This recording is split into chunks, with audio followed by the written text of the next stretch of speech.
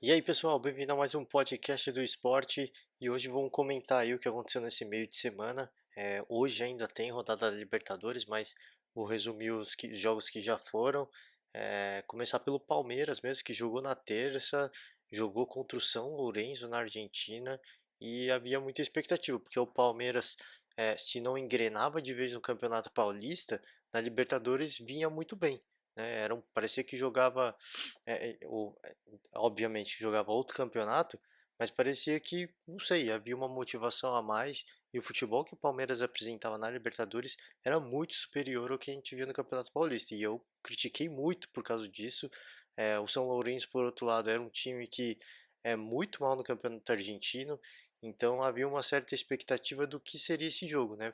Porque por um lado vinha um Palmeiras, um time com um elenco muito forte, que vem razoavelmente bem no Campeonato Paulista, contra um outro que está muito bem na Libertadores, mas que no Campeonato Nacional não vem fazendo uma boa campanha, um momento muito ruim. Isso prova como campeonatos diferentes geram motivações diferentes para os jogadores, e o São Lourenço é outro time na Libertadores. Se eu falei isso do Palmeiras, o São Lourenço é a mesma coisa. Só que o Palmeiras não jogou bola, né? O Palmeiras que a gente viu em campo foi o Palmeiras que eu vinha criticando aí o Palmeiras do Campeonato Paulista. Achei até um pouco estranha a escalação, porque o Palmeiras não poupou alguns jogadores, né? Daquele jogo que fez o jogo contra o São Paulo, foi um clássico, foi desgastante e veio para esse jogo e só não poupou mais, assim, algumas peças. O Palmeiras foi obrigado a poupar, né? Porque o Ricardo Goulart ficou em São Paulo para fazer um tratamento, né? Para evitar uma possível lesão mais grave, né, para fazer uma recuperação, né, o tratamento foi recuperação. O Gustavo Scarpa não, acho que se não me engano viajou, mas voltou porque teve um problema de família, então também não jogou esse jogo. O Palmeiras teve dois desfalques que foi forçado a fazer, porque senão os dois iam jogar também. Então assim, eu achei um pouco estranho essa postura do Palmeiras de ir com força máxima, de certa forma, contra o São Paulo e depois ir com força máxima para a Libertadores também. E o reflexo disso a gente vê em campo. Um time morto, um time sem reação, um time sem vibração. É óbvio que o time do Palmeiras estava muito cansado mentalmente, talvez um dos melhores em campo que foi o Dudu, mas o Dudu é um Dudu que a gente vem vendo já nos últimos anos, um cara que quer jogar todos os jogos, mas que chega um momento que não dá. O desgaste pode não ser físico, pode ser mental. O Dudu fisicamente muito bem, mas mentalmente, cara, é óbvio assim, ele tenta, ele corre, ele se entrega, mas a parte técnica não está em dia, porque a cabeça não está em dia. Então esse cansaço mental impacta muito. E a gente viu isso, né? O gol do São Lourenço foi um gol bizonho, de um erro defensivo é, surreal para um time como o Palmeiras, por exemplo. O jogador do São Lourenço foi andando, foi andando, foi andando, ninguém marcou, ninguém fez a cobertura, o cara teve quase um minuto de posse de bola e chutou e fez o gol. Assim, uma vitória do São Lourenço que foi merecida, de um time que buscou, que acreditou, o Felipão mesmo falou na coletiva, a gente tem que respeitar o futebol argentino, porque é um futebol de muita entrega, pode não ser tão bom tecnicamente, mas eles sempre se entregam, é muito coração, é muita garra, e isso falta um pouco pra gente. Isso faltou pro Palmeiras, né? Eu acho que faltou eu não acho que falta. Eu acho que muito por conta do próprio Felipão, né? Eu não estou nem criticando aqui os jogadores, porque a questão das viagens, do cansaço, eu já falei aqui. É muito desgastante você fazer um campeonato paulista e de repente ter que viajar para Buenos Aires para fazer um jogo de Libertadores lá. Isso é desgastante, né? Ainda mais vindo de um jogo de um clássico que foi um jogão, né? Os dois times que correram muito, que fizeram um bom jogo, né? Falando aí de Palmeiras e São Paulo, o Palmeiras jogou um jogo muito bom. Então, é, é, causou até uma certa estranheza para mim, né, o fato de não ter poupado de forma consciente aí o Felipão alguns jogadores. É o que eu falei, por mais que os jogadores queiram jogar todos os jogos, você tem que saber gerenciar isso, cara, porque agora vem mais um jogo de Campeonato Paulista, o Dudu, por exemplo, vai ser titular de novo, né? Em que condições Fisicamente, eu acho que o Dudu, ele é um dos caras mais privilegiados, talvez do Brasil, fisicamente, né? Então ele vai entrar, ele vai correr, ele vai dar o coração, mas como que ele vai entrar nesse jogo mentalmente? Porque já veio de um clássico, vai para Libertadores, depois faz mais um clássico, e assim, não teve sem descanso, cara. Então, essa é a minha preocupação. Acho que o Felipão tinha que ter gerenciado um pouco melhor. Se a prioridade é a Libertadores, então que seja Libertadores. Agora não quis perder um clássico e ficou muito na cara que a prioridade foi o Paulista, né? O campeonato que o Palmeiras tanto menospreza, que tanto reclama de arbitragem, que chamou de Paulistinha. Então, para mim, me causou uma certa estranheza e eu acho que foi mal gerido esse momento do Palmeiras, né? É um jogo que tranquilamente, assim, com todo respeito ao São Lourenço, o Palmeiras poderia ter saído pelo menos com um empate. Mas a derrota foi merecida porque não jogou absolutamente nada. Teve um lance só de muito perigo que foi do Moisés. Ele, uma bicicleta que acertou a trave, assim, sensacional. Se o gol sai ali, acho que o jogo era outro. Mas o gol não saiu. Então, não dá pra gente ficar cogitando se. Não, o fato é que perdeu, não jogou o futebol que se esperava, né? Que o futebol que a gente vinha vendo do Palmeiras na Libertadores e foi punido, né? O São Lourenço segue invicto no grupo e passou o Palmeiras, está com um ponto a mais. Então, eu não acho que é motivo de desespero nem nada disso.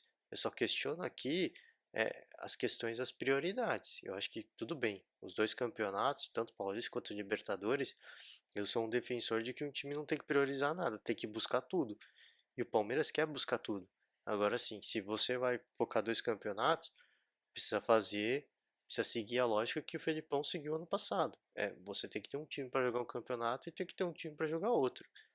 Senão não dá, cara. Os jogadores, falei, fisicamente podem estar muito bem, muito privilegiado, mas mentalmente isso vai pesar. Ah, mas entrou com alguns jogadores, entrou com não entrou com o Felipe Melo, por exemplo, entrou com outras alternativas. Entrou sim, mas alguns jogadores não foram poupados. E é o que eu falei, o Felipão ainda foi forçado a meio que poupar alguns jogadores, Ricardo Goulart, Gustavo Scarpa, porque eles não puderam ir, um por condições físicas e outro por questão de família. Então, assim, acho que foi um pouco mal gerido isso. É, Tudo bem, esse é o momento certo para isso acontecer. Libertadores ainda tem muito chão.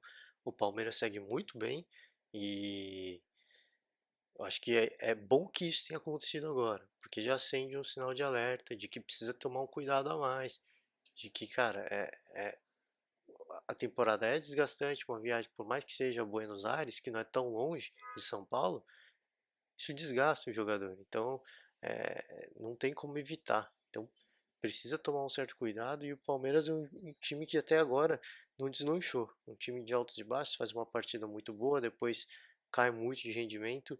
E isso para mim de certa forma é preocupante, porque mostra que se o Felipão não mexeu, não usou um time 2, um time B, não vem usando esse time, é sinal que esse outro time está muito ruim, né? E o que a gente viu, por exemplo, do Lucas Lima em campo foi algo absurdamente bizonho, assim, é irreconhecível o Lucas Lima em campo.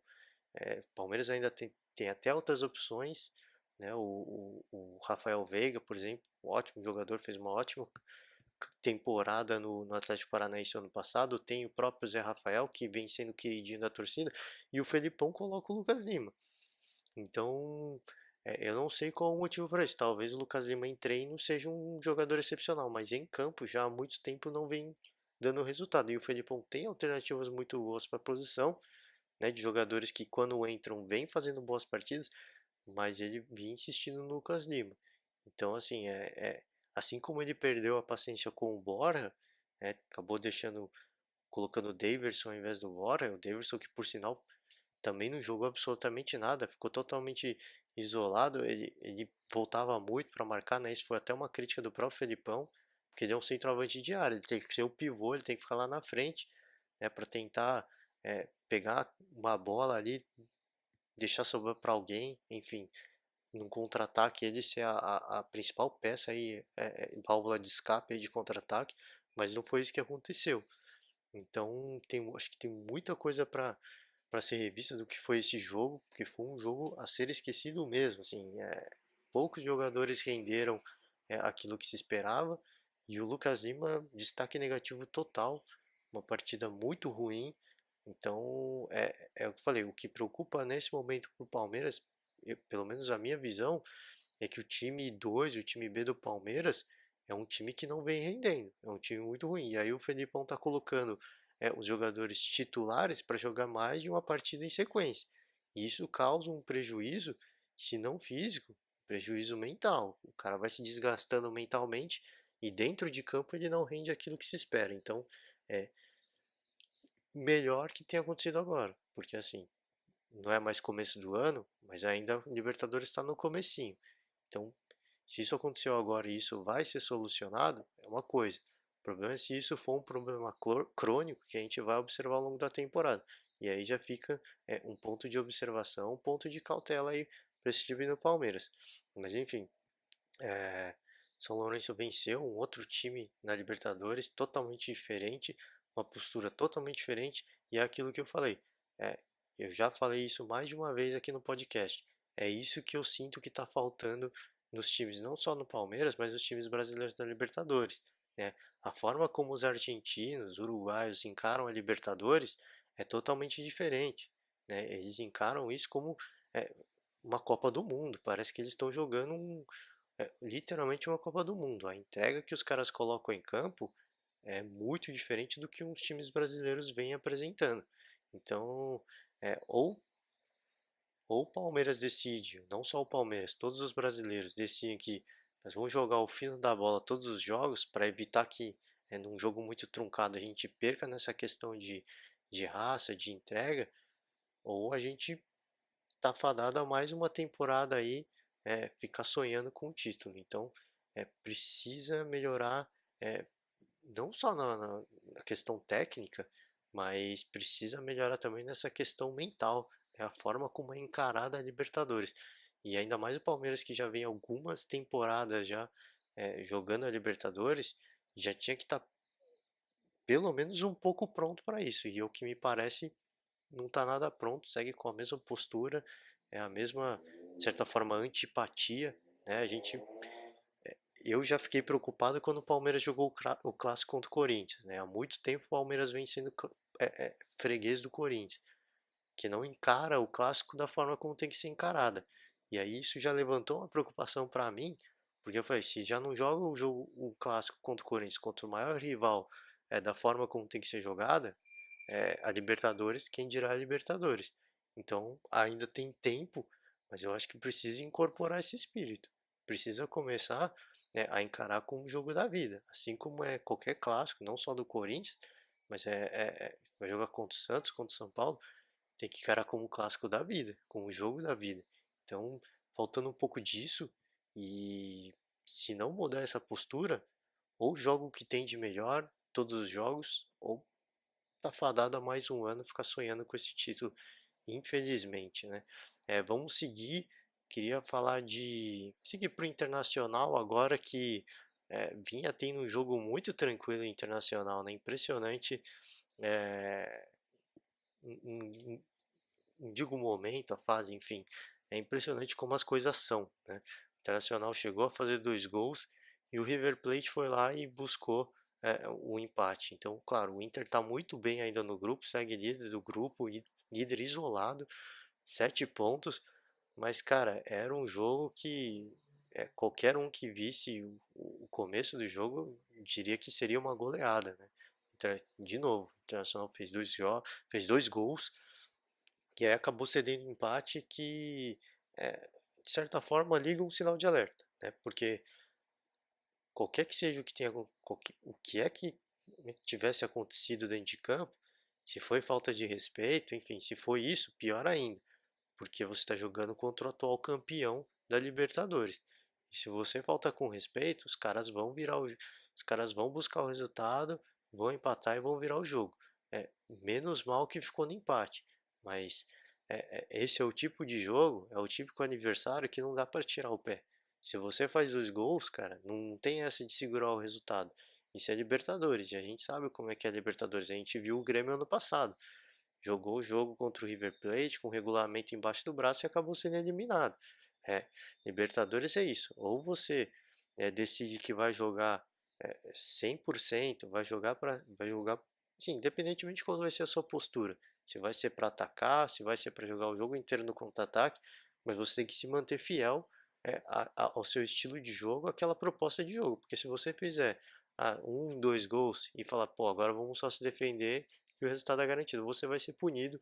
Isso a gente já viu ano passado e agora a gente vê de novo com o Internacional. Então, é, um sinal de alerta não só para o Inter, mas para qualquer clube brasileiro, que eu estou aqui criticando a postura dos brasileiros em campo. Fica aí mais uma vez a crítica, esse ponto de crítica que eu já falei, falo de novo, precisa mudar a postura os brasileiros quando jogam a Libertadores. Libertadores não é uma competição nacional, né? Os caras jogam de outro. Teve muita catimba, teve xingamento, o jogo foi quente, foi, mas precisa saber jogar esse tipo de competição, senão os caras acabam virando e de novo, repito a fala do Felipão, a forma como os argentinos jogam a Libertadores é diferente. Eles colocam o coração, colocam a garra, os caras encaram como um jogo da vida, como um jogo de Copa do Mundo, enfim. E isso a gente precisa incorporar. Precisa incorporar urgente para que o Brasil se torne novamente uma superpotência na Libertadores. E é isso que eu quero. O Brasil já é uma superpotência, mas para se tornar ainda mais, precisa incorporar esse espírito que ainda falta e eu sinto muita falta, inclusive. Então, mas para o Internacional, em termos de grupo, de classificação, segue ainda muito tranquilo. O Internacional ganhou os 2 primeiros jogos, empatou esse, segue com 7 pontos e o River Plate, 3 empates, é o terceiro empate, segue no terceira colocação com 3 pontos. Falar de Cruzeiro que teve um belíssimo gol do Rodriguinho. É, queria comentar aqui e elogiar o Rodriguinho, cara. Impressionante como chegou no Cruzeiro o Rodriguinho. Parece que ele já joga no Cruzeiro há 2, 3 anos. Cara. Assim, impressionante a tranquilidade, a liberdade, né? Tá muito solto nesse time, tá jogando muito bem e só tem que elogiar, cara. Só tem que elogiar o Cruzeiro que entre os brasileiros tem a melhor campanha, né? Mais uma vitória e segue muito bem, segue muito firme. Não tenho que comentar, venho há um bom tempo já elogiando é, esse time do Mano Menezes, né? Um time cascudo, um time difícil de ser batido em mata-mata. E esse espírito, essa maturidade, a gente se reflete na Libertadores também, que é uma competição que exige muito mentalmente dos atletas, e a gente vê isso. Né? E o Mano disse que esse ano o Cruzeiro seria um time mais ofensivo. Vamos ver. Foi um placar magro, mas foi um belíssimo gol do Rodriguinho, né? Quando ele recebe a bola, o jeito que ele recebe a bola para ajeitar é impressionante e fez um belíssimo gol. Coroou mais uma vitória do Cruzeiro, que está de parabéns pela excelente campanha e, assim, pelo menos na fase de grupo, dos fortíssimos candidatos a se classificar aí entre os melhores, né, da competição, sem dúvida nenhuma.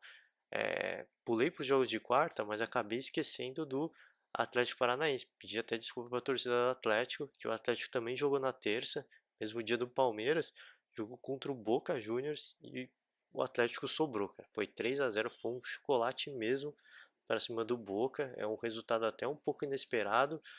3 gols do Marco Ruben e, cara, que momento do Atlético, né? O Atlético lá na Arena da Baixada, a gente sabe que é um time muito forte, é um time muito difícil de ser batido, né? É um time que sempre, todo ano, fica aí alguns jogos é, é, de invencibilidade, uma sequência muito boa, e mais uma vez comprovou isso o Atlético, né? E ainda mais o Atlético é um ponto a se ressaltar, porque é um time que na competição estadual o Atlético não joga com o time principal. Então, assim, o time principal já não vem jogando direto. E assim, impressionante esse momento. Desculpa aí, tá passando uma ambulância aí, gente. Tá fazendo muito barulho. Atrapalhar um pouco o áudio aí, mas vamos seguir aqui com o Atlético. Cara, impressionante.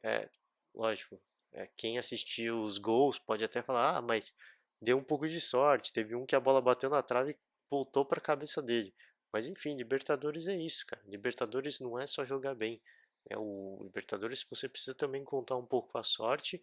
E quando a sorte sorrir, você tem que aproveitar os momentos e tem que boa bola para a rede, ainda mais contra um Boca, né, que é um adversário que pune mesmo, um adversário que castiga mesmo, que vai cobrar um erro seu, e o Atlético não correu risco, né? Teve as chances, fez e não cedeu nada, não cedeu nada, absolutamente nada para os adversários. Foi um jogo quente, né? Teve algumas confusões, alguns bate-bocas, mas isso é Libertadores, né? Bate-boca é uma coisa, briga, como foi o jogo do Flamengo, isso é outra coisa. O jogo do Flamengo fora de campo, tá, gente? Não tô falando que os jogadores brigaram, não. Mas isso que é bonito, é a rivalidade, bate-boca, enfim, isso faz parte da catimba que os sul-americanos gostam muito de fazer, e os brasileiros também precisam incorporar isso. Claro que é o que eu falei, sem apelar para violência, a catimba faz parte. Então, que momento do Atlético, que jogo, e tá de parabéns, cara. Assim, um resultado fantástico contra o Boca Juniors. O ano passado o Palmeiras venceu na Bomboneira. Tudo bem que o Atlético jogou em casa, mas 3-0 no Boca é um placar de muitíssimo respeito. E o Atlético agora é líder do grupo, né? 6 pontos, o Boca segue na segunda colocação com 4. Então, assim, muito bem. Que partidaça do Atlético Paranaense. Vamos seguir agora. Queria falar de Flamengo, né? Acabei comentando aí brevemente de confusão, de briga, porque teve briga fora de campo, né? Os flamenguistas e os torcedores do Penharol, cara, teve pancadaria pros dois lados, né? Teve torcedor do Penharol que cercou o flamenguista, bateu, teve um senhor, se não me engano, tomou uma garrafada, tá em estado grave no hospital, e aí teve flamenguista também indo pra cima. Enfim, cara, isso a gente não gosta de ver, a gente gosta de ver a rivalidade, e quando a rivalidade é vista dentro de campo, um jogo quente, um jogo pegado, isso é legal de ver. O que não é legal de ver é o que a gente viu fora do estádio. Claro, não vou entrar muito em detalhe aqui, isso é lamentável, sempre será, e isso acaba prejudicando aí, né, alguns clubes já se prejudicam, ainda mais um brasileiro, né? Acontece alguma coisa com algum torcedor do Penharol, a Conmebol vai punir com muita severidade. Então tem que tomar um certo cuidado aí, os torcedores do Flamengo. Claro que foi uma grande decepção, o Maracanã estava lotado, o Flamengo vinha fazendo, assim como o Palmeiras, uma boa campanha na Libertadores e acabou sendo surpreendido. O Palmeiras perdeu fora de casa. Não foi tão ruim quanto foi para o Flamengo, que acabou perdendo dentro de casa, muito doída mesmo. Tava muito cheio o estádio. Foi uma festa muito bonita no começo do jogo. E fato é que o Gabigol acabou sendo expulso, né, num lance é, criminoso, né? Assim, totalmente irresponsável a entrada que ele deu no jogador do Penharol. Que reclamou, enfim, cara, não tem o que reclamar. Um jogador é, com o currículo do Gabigol, né, com a maturidade que ele tem, que a gente pode considerar que é um dos líderes desse elenco, né? Pela rodagem que teve, né? Pela quantidade de gols que já fez, pelo nome que tem, ele é um dos líderes desse elenco. Ele não pode fazer o que ele fez e, cara, não tem o que fazer. Isso pesou muito no jogo. O jogo mudou de cara e o Penharol acabou fazendo um gol e o gol que acabou calando aí o Maracanã e cara, só tenho que lamentar. Foi um jogo em que o Abel Braga voltou, né, para a área técnica e acho que fica aí a crítica que eu fiz ao Palmeiras, se estende também ao Flamengo, tá? Não quero aqui só falar mal do Palmeiras, não. Se estende também ao Flamengo, né? Pela apresentação que teve. Ah, mas a expulsão mudou o jogo, cara. Mas expulsão, ainda mais uma Libertadores, é algo que você tem que ter cabeça para fazer um jogo desse, né? Você não pode ir para a Libertadores, sair. Uma coisa é a entrega, né? É a vontade. Essa questão da entrega e da vontade não pode serem confundidos. O cara não pode perder a cabeça. O que o Gabigol fez, ele perdeu a cabeça no lance e ainda achou que estava certo, cara. Assim, não tem o que discutir. Foi muito bem expulso e ao Flamengo, claro, nada para se desesperar. Nada que seja um absurdo, né? O Flamengo está em segundo, perde, fica atrás do Penharol no critério de desempate, tem tudo para buscar, para se classificar, né? Um super time, mas é, precisa tomar um certo cuidado, né? A gente viu isso com o Palmeiras, né? Acho que no ano passado mesmo, teve um jogo que o Felipe Melo foi expulso no comecinho já, numa entrada criminosa, e acabou comprometendo muito, prejudicando muito o Palmeiras.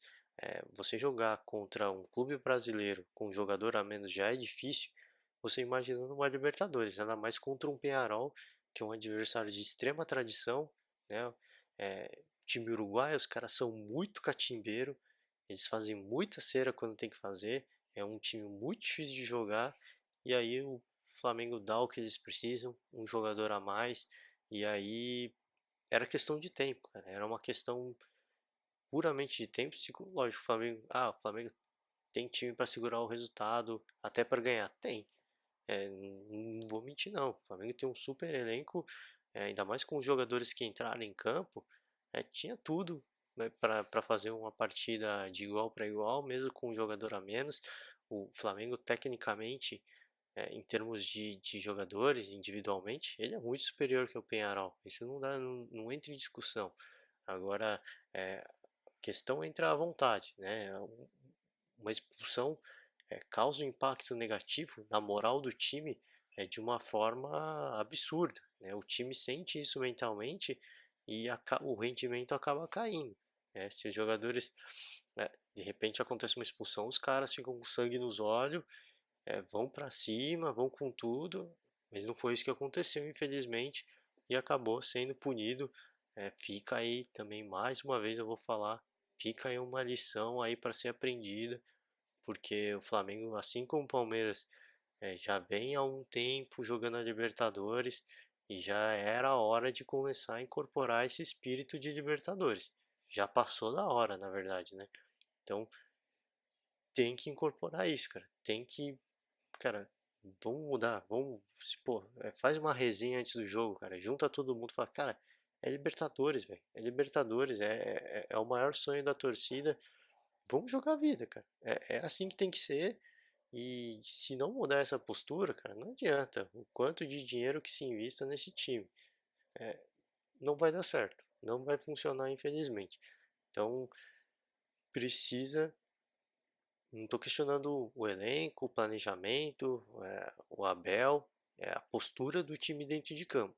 E essa postura do time dentro de campo não foi a que se esperava, né, de um time que jogou com a torcida da forma que o Flamengo jogou. Foi impressionante, cara. Assim, foi uma grande decepção mesmo, pela festa que a torcida fez. Foi uma festa muito legal mesmo. Estou falando aqui, já falei mais de uma vez, vou falar de novo, porque foi bonito, cara. Procura as fotos aí que foi legal, foi muito bonito.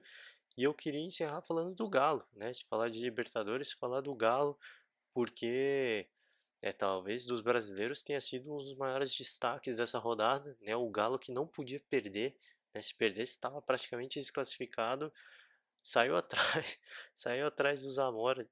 Cara, assim, foi até bizarro, porque o Levir Coupe, ele postou nas redes sociais, pô, vem ao estádio, nem que seja para me xingar.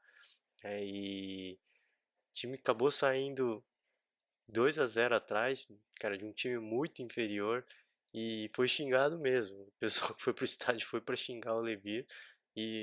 Mas que time esse time do Atlético Mineiro, e a questão do psicológico, né, da vontade, da entrega que eu tô falando aqui, a gente viu no segundo tempo do Atlético Mineiro. Que virada, né? Que virada, que mudança de chave, né? Assim, primeiro tempo totalmente apático, você toma 2 gols, sai com a moral lá embaixo, no lixo, e aí você volta para um segundo tempo como se estivesse 0-0 e faz um baita do jogaço para virar o jogo e segue muito vivo o Atlético Mineiro. Ia ser um desperdício, eu acho que ia ser até uma judiação, né, se o Atlético perde esse jogo, pela campanha que já vinha fazendo na pré-Libertadores. Time que vem fazendo muitos gols, é um time goleador, é um time que sabe fazer gol. Eu já venho elogiando isso, só que eu venho criticando o outro lado também. Se é um time que faz muitos gols, o Atlético Mineiro é um time que toma muitos gols, e isso é preocupante, né? É preocupante porque às vezes, e isso a gente já viu acontecer com o Atlético, às vezes os gols, por mais que se crie, não saem. né? Dessa vez deu certo, tomou 2 gols, conseguiu buscar o resultado, jogou futebol para isso, jogou um absurdo, né? Mas às vezes não é um bom dia, e aí a bola bate na trave, o goleiro faz milagre, resvala no zagueiro, enfim, fica um ponto de atenção. Se fica o elogio pela virada, que, cara, é aquela típica jogo de Libertadores que a gente gosta de ver, bem sofrido, fica aí a crítica, cara. Precisa tomar um certo cuidado. Isso é Libertadores. É, não vou dizer a sorte, mas assim, menos mal foi contra o Zamora, né, que é um time de pouca tradição, um time que tecnicamente é inferior ao Atlético, porque se de repente toma um 2-0 de um River Plate, né, de um Boca Juniors, de um Penharol, que eu já vinha falando aí, cara, virar um jogo contra esses times, não vou falar que é impossível, mas é muito difícil, cara. Assim, a maturidade que esses caras têm para jogar uma Libertadores é fora de série. Então, o Atlético está de parabéns pela virada, está de parabéns por esse ataque fantástico, mas também é, tem que tomar um puxão de orelha, porque a defesa é muito vazada, cara. Assim, tudo bem. Ah, mas tem um jogo que não toma gol nenhum. Cara, assim, todo mundo tem jogo que não toma nenhum gol. Mas assim, o Atlético vem tomando muitos gols e isso de certa forma é preocupante. Ainda mais, de novo, vou falar, uma Libertadores. Precisa tomar um certo cuidado, precisa ter um certo capricho. Ah, tudo bem, a gente precisava do resultado, a gente estava jogando Mineirão com a nossa torcida, a gente queria fazer um gol logo rápido, né, para dar uma alegria pro torcedor. Tudo isso faz parte, tudo isso entra na conta, mas precisa ter um certo cuidado, cara. Não dá para sair, pô, a gente precisa dar uma alegria pro nosso torcedor, não dá para sair desenfreado e esquecer que do outro lado tem gente também querendo fazer gol. Então tem que tomar um certo cuidado aí. Já falei, vou repetir. Parabéns mais uma vez, mas, cara, calma, né? É, teve um respiro agora, venceu essa partida, segue viva no grupo e agora vamos resetar, cara. Vamos resetar porque agora a gente tá um pouco mais tranquilo. Vamos jogar nosso futebol, vamos fazer a nossa parte e vamos buscar essa classificação. E hoje ainda joga o Grêmio. É o Grêmio também que tem um ponto só na Libertadores, está numa situação um pouco desconfortável. É importante para o Grêmio ganhar este jogo. É um jogo fora de casa, é um jogo difícil, mas é importantíssimo para o Grêmio. Se não for para ganhar, pelo menos sair com empate, cara, porque senão já, assim como o Atlético Mineiro, uma derrota aqui complica muito a vida do Grêmio e aí já dificulta um pouco essa campanha aí na Libertadores. Vamos pular para a Copa do Brasil agora, porque teve jogo do Corinthians, foi um jogo suado, foi sofrido, cara. O torcedor corintiano tá se acostumando com isso, né? Acho que, na verdade, acho que nenhum torcedor gosta, mas enfim, essa vem sendo a tônica do Corinthians, né? Já pelo menos há 2 rodadas aí nessa Copa do Brasil, mas fez um jogo contra o Ceará, tinha ganhado o primeiro jogo de 3-1. Então, cara, tava muito tranquilo. O jogo pro Corinthians estava muito sossegado. O Cleison, mais uma vez, é, um partidaço do Cleison, né? Literalmente voltou para ficar mesmo. Aquele Cleison ofensivo, o cara que dribla, o cara, tem muita garra, de muita entrega. Esse cara voltou, cara. E agora segura. Segura porque o Cleison nessa fase ele é um cara muito bom e fez por merecer. Agora, o grande problema do Corinthians foi que teve o Cássio expulso, né? E aí a expulsão do Cássio gerou um sério problema, porque o Ralf foi recuar a bola, o Cássio tentou sair para tentar evitar o gol e acabou pegando a bola, acabou pegando na mão, o juiz expulsou direto, expulsão muito bem expulso, né, no caso. O grande problema é que eu acho que não compensava, né? Eu acho que valia mais correr o risco de tomar o gol do que perder o Cássio, porque assim, é, o Cássio sendo expulso, primeiro, ele já tá fora da próxima partida. Segundo, cara, se o Ceará consegue levar essa partida para os pênaltis, o Corinthians chega na disputa dos pênaltis com a moral lá no chão, cara. Porque o grande salvador, o grande defensor de pênaltis desse time do Corinthians nas penalidades vem sendo o Cássio, cara. É o grande destaque. É o cara que sempre defende um pênalti para tranquilizar o time E imagina você chegar numa decisão de pênalti sem o seu principal goleiro, ia pesar muito contra o Corinthians. E eu acho que a classificação para o Corinthians, se fosse nos pênaltis, ia ser muito difícil. Felizmente o Walter fez a parte dele, fez pelo menos duas grandes defesas para evitar o gol do Ceará. É, de, com um jogador a mais, o Ceará conseguiu fazer um gol com o Roger, né, ex-Corinthians, e aí teve mais algumas boas chances mesmo. Teve bola na trave, teve duas grandes defesas do Walter, e aí conseguiu segurar o resultado. Porque se sai mais um gol, esse jogo vai para a disputa dos pênaltis, né? Não tem gol fora de casa na Copa do Brasil. Se, esse jogo vai para a disputa dos pênaltis e o Corinthians iria para essa decisão com a moral muito complicada, muito abalada mesmo. Então, é o que eu falei, o torcedor corintiano tá se acostumando com isso, mas nunca é bom, cara, nunca é bom. E o Corinthians precisa, cara, assim, é impressionante. Assim, é um time que quando joga um clássico, joga um futebol absurdo, faz um partidaço, ganha de forma até às vezes tranquila, mas pô, chega numa Copa do Brasil, pega um Ceará que obviamente é um time muito forte, mas que não se compara ao Corinthians, por exemplo, e acaba sofrendo para se classificar. Teve o jogo contra a Avenida do Rio Grande do Sul, tudo bem, venceu, foi goleada no final, mas sofreu muito no começo daquele jogo. Então, cara, tem que mudar a chave, cara, tem que dar uma tranquilizada, porque o Corinthians é um time muito forte mentalmente. Eu venho elogiando isso. É um time que mata-mata, ao lado do Cruzeiro, é, são os times que têm mais maturidade, têm mais frieza para esse tipo de jogo, mas uma hora é, esse desgaste mental vai pesar. Então, assim, precisa começar a mudar essa postura, precisa começar a garantir os resultados um pouco mais tranquilos, porque é o que eu falei, assim, todo ser humano tem o seu limite, né? E isso mentalmente só abala um pouquinho, abala um pouquinho, abala um pouquinho. Tem uma hora que é, vai desligar, cara. O motor vai desligar. E aí é esse que é o grande problema. É o que eu falei, isso é intrínseco do ser humano. Não adianta a gente achar que, pô, isso nunca vai acontecer. Isso acontece, cara. A gente já viu isso. Então, mentalmente somos fortes, somos, mas não vamos abusar também, porque uma hora é, é, as coisas não vão dar certo. E aí essa você vai degradando essa força mental de tal forma que vai chegar uma hora que eles não vão ter mais estrutura para isso. Então precisa, espero que isso não aconteça, lógico, porque é um time muito cascudo, é legal de ver, é um time que em mata-mata ele cresce muito, né, mentalmente, e isso a gente gosta de ver um time que abraça isso, né, sente essa pressão, mas gosta de jogar com essa pressão, mas às vezes isso acaba pesando negativamente, né? E é o que eu falei, isso acaba vai destruindo um pouquinho, destrói um pouco ali, e aí vai chegar uma hora que vai ficar insustentável e essa estrutura vai, cara, vai colidir, colapsar.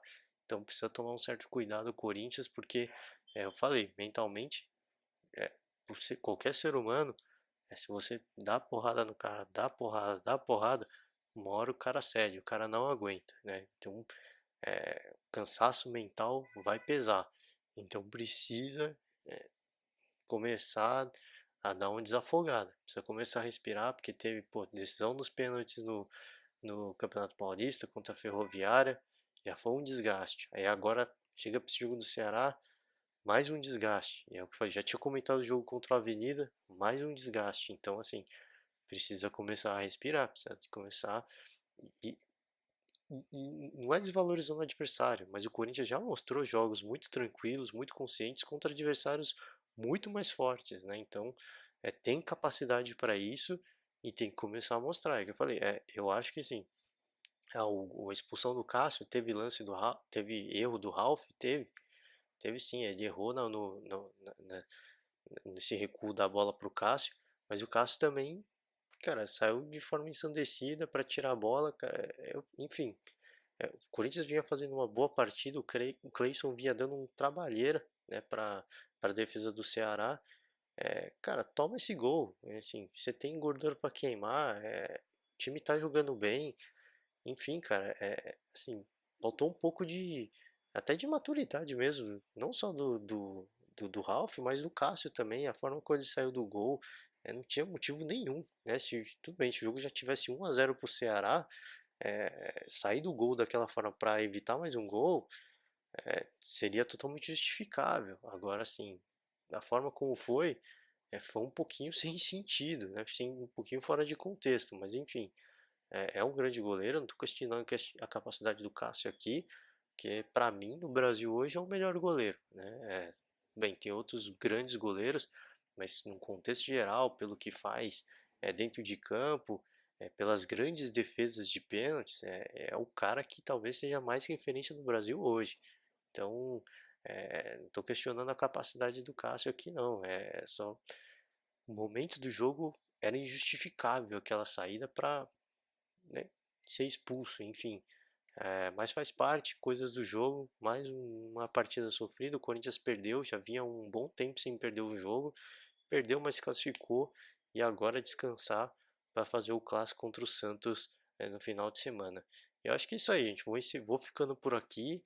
É, aconteceram outros jogos ao longo dessa meio de semana, mas eu vou acabar pulando aqui e fica o convite de novo. Quiser que eu fale de algum outro clube, de algum outro torneio, quiser que eu comente algum outro tema, comenta aí embaixo, né? A gente vem fazer um vídeo, a gente vem fazer um podcast, grava um podcast falando um pouco sobre o seu time de coração, sobre outro estadual, sobre outra competição, enfim.